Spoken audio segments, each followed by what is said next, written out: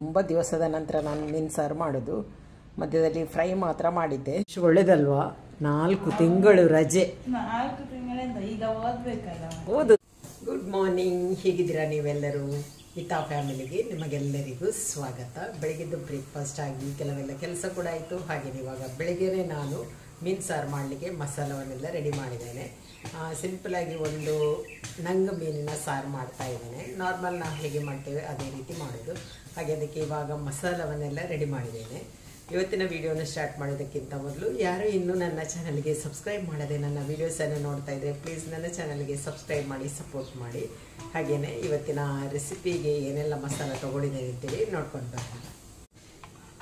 ನೋಡಿ, ಇಲ್ಲಿ 10 ಒಣಮೆಣಸು ಇದ್ದೇನೆ, 4 ರಿಂದ 5 ಬೆಳ್ಳುಳ್ಳಿ ಹೆಸರು, ಅರ್ಧ ಟೀ ಸ್ಪೂನ್ ಅರಸಿನ, 1 ಟೀ ಸ್ಪೂನ್ ಕೊತ್ತಂಬರಿ ಕಾಳು, 1 ಟೀ ಸ್ಪೂನ್ ಜೀರಿಗೆ, ಒಂದು ಈರುಳ್ಳಿ, ಸ್ವಲ್ಪ ಹುಣಸೆ ಹಣ್ಣು, ಹಾಗೆಯೇ ಇಲ್ಲಿ ಒಂದು 6-7 ಕಾಳು ಮೆಣಸು ತೊಗೊಂಡಿದ್ದೇನೆ, ಒಂದು ಚಿಟಿಕೆ ಓಂ ಕಾಳು, ಸ್ವಲ್ಪ ನಾನು ಅಂದರೆ ಒಂದು ತೆಂಗಿನಕಾಯಿ ಅರ್ಧ ಭಾಗವನ್ನು ತುರಿದು ತೊಗೊಂಡಿದ್ದೇನೆ. ಇಲ್ಲಿ ಸ್ವಲ್ಪ ಹುಣಸೆ ಹಣ್ಣು ತೊಗೊಂಡಿದ್ದೇನೆ, ಮತ್ತು ಸ್ವಲ್ಪ ಟೊಮೆಟೊ ಹಾಕ್ತೇನೆ. ಹಾಗಾಗಿ ಸ್ವಲ್ಪ ಕಡಿಮೆನೇ ಹುಣಸೆ ಹಣ್ಣು ತೊಗೊಂಡಿದ್ದೇನೆ.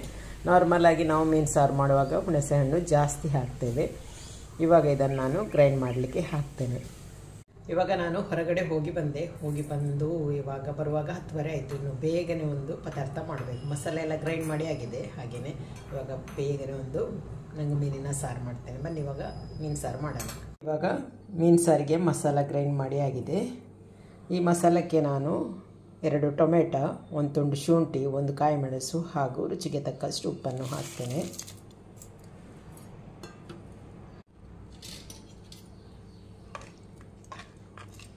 ಇವಾಗ ಮಸಾಲ ಸ್ವಲ್ಪ ದಪ್ಪ ಇದೆ, ಹಾಗೆ ನಾನು ಸ್ವಲ್ಪ ನೀರು ಹಾಕಿ ತೆಳು ಮಾಡ್ತೇನೆ.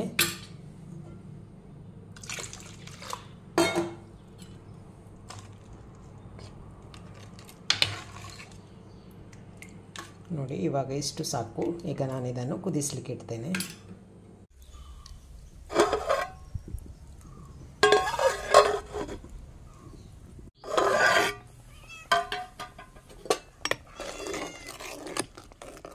ನೋಡಿ, ಇವಾಗ ಇಲ್ಲಿ ಮಸಾಲ ಕುದೀತಾ ಇದೆ. ಇದಕ್ಕೆ ನಾನು ಮೀನನ್ನು ಹಾಕ್ತೇನೆ.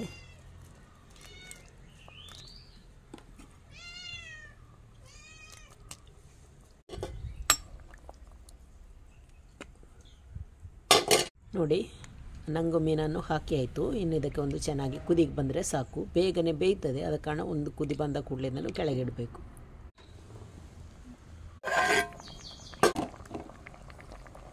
ನೋಡಿ, ಇವಾಗ ಮೀನು ಸಾರು ಕೂಡ ರೆಡಿ ಆಯಿತು, ಕುದಿ ಬರ್ತಾ ಇದೆ. ಇನ್ನು ನಾನು ಇದನ್ನು ಕೆಳಗಿಡ್ತೇನೆ.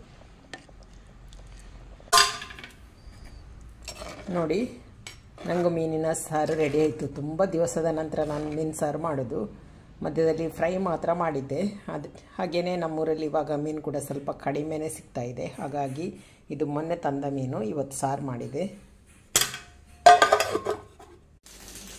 ಎಲ್ಲಿ ನೋಡಿ, ಓದಲಿಕ್ಕೆ ಅಂತ ರಜೆ ಕೊಟ್ಟರೆ ಮನೇಲಿದ್ದರೆ ತಿಂತಾ ಇರಬೇಕೇನಾದರೂ. ತಿನ್ನಬೇಕು ಬೆಳಗ್ಗೆ ಸ್ವಲ್ಪ ಗಟ್ಟಿ ತಿಂದರೆ ಅವಾಗವಾಗ ಹಸಿವೆ ಆಗೋದಿಲ್ಲ ಅಲ್ವಾ?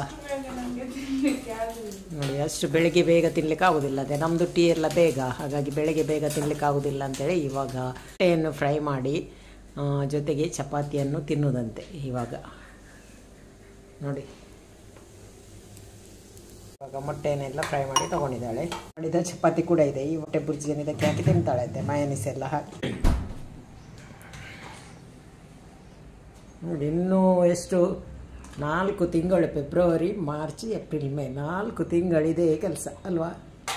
ಹಸಿವಾದಾಗ ಏನಾದರೂ ಮಾಡಿ ತಿನ್ನೋದು. ಅದರಲ್ಲಿ ಒಂದು 10 ದಿವಸ ಎಕ್ಸಾಮಿಗೆ ಹೋಯಿತು, ಮತ್ತೆ ಉಳಿದದ್ದು ಇವಾಗ ಇನ್ನು ಮನೆಯಲ್ಲೇ.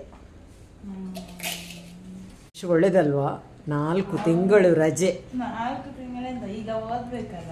ಓದೋದ್ರೆ ಅದು ಸ್ವಲ್ಪ ಸ್ವಲ್ಪ ಓದೋದಲ್ವಾ? ಇಷ್ಟುಂಟು ಓದಲಿಕ್ಕೆ. ನೋಡಿ, ಇವಾಗ ಚಪಾತಿಗೆ ಮಯೋನೀಸ್ ಹಾಕಿದ್ಲು, ಇನ್ನು ಸಾಸ್ ಹಾಕ್ತಾಳಂತೆ. ಏನೆಲ್ಲ ಮಾಡಿ ತಿನ್ನೋದು ಬಂದಿದ್ದ. ಏನೆಲ್ಲ ಮಾಡಿಲ್ಲ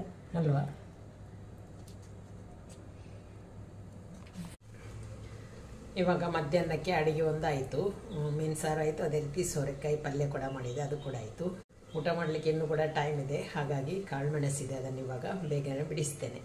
ನೋಡಿ, ಇನ್ನು 2 ಸಣ್ಣ ಸಣ್ಣ ಬ್ಯಾಗಲ್ಲಿ ಕಾಳು ಮೆಣಸಿದೆ, ತೋಟದಿಂದ ತಂದದ್ದು, ಇಷ್ಟೇ ತೋಟದಲ್ಲೇ ಆದದ್ದು. ಅದನ್ನು ಇವಾಗ ನಾನು ಸಪ್ರೇಟ್ ಮಾಡ್ತೇನೆ.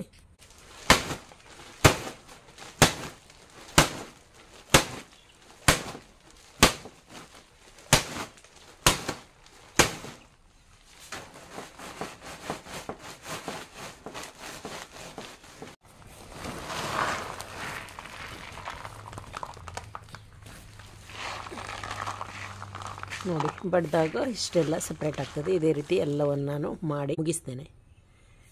ನೋಡಿ, ಬಿಡಿಸಿದ ಕಾಳು ಮೆಣಸನ್ನು ಇವಾಗ ಒಣ ಹಾಕಿದ್ದೇವೆ, ಎಷ್ಟು ಆಗಿದೆ. ಇನ್ನು ಇದರಿಂದ ಇರುವುದೆಲ್ಲ ಸ್ವಲ್ಪ ಬಿಡಿಸ್ಲಿಕ್ಕಿದೆ, ಅದು ನಿಧಾನವಾಗಿ ಬಿಡಿಸೋದು, ಅಂದರೆ ಅದು ಒಂದೊಂದಾಗಿ ಇರೋದು ಎಲ್ಲ ನಾವು ಸಪ್ರೇಟ್ ಮಾಡಬೇಕಾಗ್ತದೆ. ಇಷ್ಟು ಇವಾಗ ಬಿಡಿಸಿ ಆಯಿತು. ಈ ಸಲ ತುಂಬಾ ಕಡಿಮೆ. ಇವಾಗ ತೆಂಗಿನಕಾಯನ್ನು ಕಟ್ ಮಾಡಿ ಒಣ ಹಾಕಿ 2 ದಿವಸ ಆಯಿತು.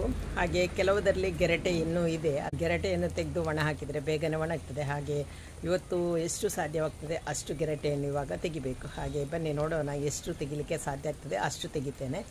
ಮತ್ತು ಬರದಿದ್ದರೆ ನಾಳೆ ಕಂಟಿನ್ಯೂ ಮಾಡೋದು.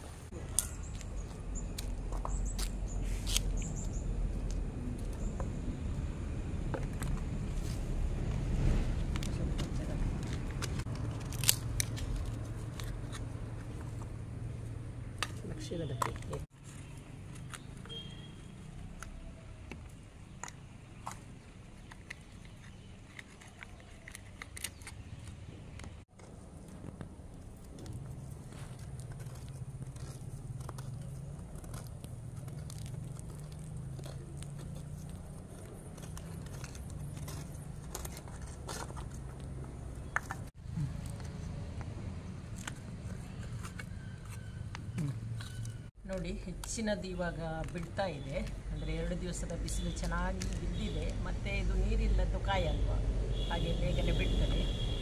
ಎಷ್ಟು ಬಿಡ್ತದೆ ಅಷ್ಟೆಲ್ಲವನ್ನು ನಾನು ತೆಗಿತೇನೆ, ಮತ್ತು ನಾಳೆ ಚೆನ್ನಾಗಿ ಒಣಗ್ತದೆ ಅಲ್ವಾ. ಹಾಗೆ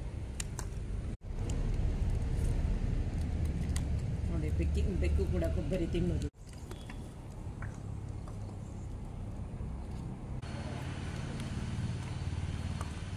ಗೆರಟೆಯನ್ನು ತೆಗೆದಾಯಿತು, ಇನ್ನು ಸ್ವಲ್ಪ ಇದೆ, ಅದು ತೆಗಿಲಿಕ್ಕೆ ಬರೋದಿಲ್ಲ, ನಾಳೆ ತೆಗೆದು. ಇವಾಗ ಸ್ವಲ್ಪ ಟೈಮ್ ಇದೆ ಕತ್ಲಾಗಲಿಕ್ಕೆ. ಹಾಗೆ ಇಲ್ಲಿ ಸ್ವಲ್ಪ ಈ ಕಾಳು ಮೆಣಸನ್ನು ಬಿಡಿಸ್ತೇನೆ. ನೋಡಿ, ಈ ಥರ ಬಿಡಿಸಬೇಕು.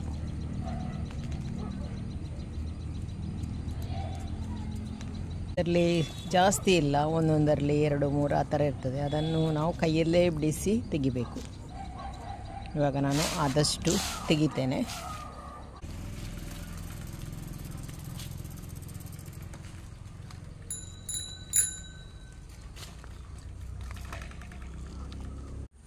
ಇವಾಗ ಸ್ವಲ್ಪ ಕಾಳು ಮೆಣಸನ್ನು ಬಿಡಿಸಿದೆ, ಇನ್ನು ಕೂಡ ತುಂಬಾ ಇದೆ, ಅದನ್ನು ನಾಳೆ ಮಾಡ್ತೇನೆ. ಹಾಗೆ ಇವತ್ತಿನ ಈ ವಿಡಿಯೋನ ಇಲ್ಲಿಗೆ ಎಂಡ್ ಮಾಡ್ತಾ ಇದ್ದೇನೆ. ವಿಡಿಯೋ ಇಷ್ಟ ಆದರೆ ಲೈಕ್ ಮಾಡಿ, ಶೇರ್ ಮಾಡಿ, ಅದೇ ರೀತಿ ಸಪೋರ್ಟ್ ಮಾಡಿ. ಇನ್ನೊಂದು ವಿಡಿಯೋದೊಂದಿಗೆ ನಾಳೆ ಸಿಗ್ತೀನಿ. ಅಲ್ಲಿ ತನಕ ಬಾಯ್.